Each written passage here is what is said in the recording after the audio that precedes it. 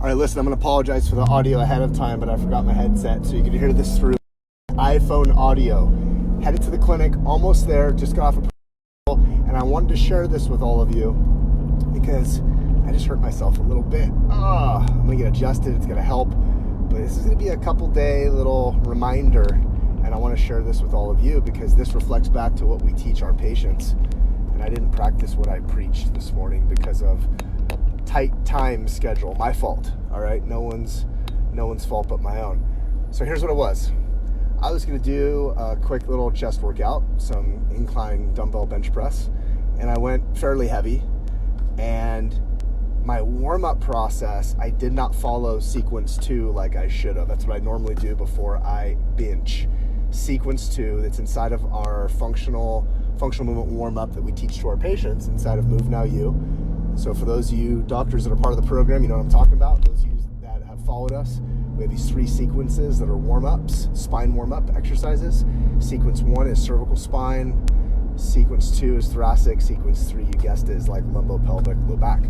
So sequence 2 warm-up, just like all the different functional movement training that we teach, follows this sort of pattern. You do global mobility, like with something like a foam roller, okay, to stimulate massive amounts of your body around that area, get some motion going, get a fulcrum going where you can bend and move and compress tissues in a global fashion. Global mobility first.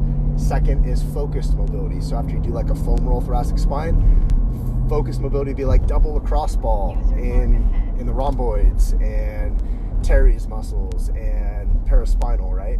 So global mobility, focused mobility. Then the next step is you do extensibility. That's some stretching. What's the favorite stretch or mobility exercise for thoracic? Lumbar lock thoracic rotation, LLTR, all right? Or the Bretzel, or both. Those are great mobility drills where you can hold the position, you can pattern thoracic rotation, which, you know, from a functional movement standpoint, that's a area that a lot of people have a immobility, is thoracic immobility. And then after you do that, so you got global mobility, focused mobility, extensibility, fancy word for stretching. Then you go into the 4th thing, which is patterning. Okay, so how would you do patterning? Well, you could do some serratus activation, which is really good. You could do like reach, roll, and lift.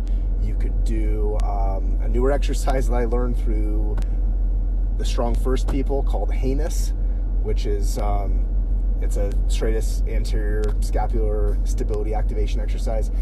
And then the 5th thing, after you've done all that, then you load. Then you're getting ready to actually lift. All right, hashtag do you even lift, right? Okay, that's a bad joke. As one of my patients would say, every time I say some kind of corny joke, he calls it a dad joke. And I was like, why does it have to be a dad joke? He's like, because you're a dad now. So apparently anything you say once you're a dad becomes a dad joke. I don't really agree with that because I think dad joke implies it's a really bad joke, but which that one was probably not that good. So anyway, I didn't do all that stuff. All I did is I went straight to some stretching, extensibility. I went straight to external rotation exercises in my shoulder, also a good thing to do before a chest workout or shoulder workout. And then I just went into it with like lighter sets and worked my way up. So what happened is I was doing a set of incline dumbbells, 110-pound dumbbells, and which is fairly heavy for me because I'm just getting back into lifting heavier again after years of not doing that. I did not warm up properly, and the problem is it was my spine that was not warmed up. So I felt a little catch in my thoracic spine when I did it. I knew immediately it's going to tighten up as the day goes on. I'm going to get adjusted. It's going to help a little bit, but now it's in this guarded, spastic state. So why did I do that? Well, because I was not practicing what we preach. And it's a good little lesson because like the second I did it, I was like, oh, I know why this is happening. So if you or your patients have those kind of predictable complaints where they say every time I lift or I work out, I hurt myself, it's probably because they're not following that sequence.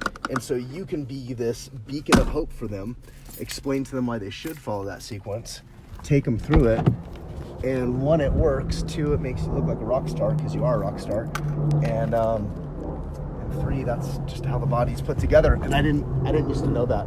I didn't know that. So anyway, now I'm here at the clinic. I'm gonna go now. Hope that helps. If If you want to know more about this, if you're just tuning in, watch our demo and you can see how we formulate all of the clinical end of this as well as all the procedure stuff.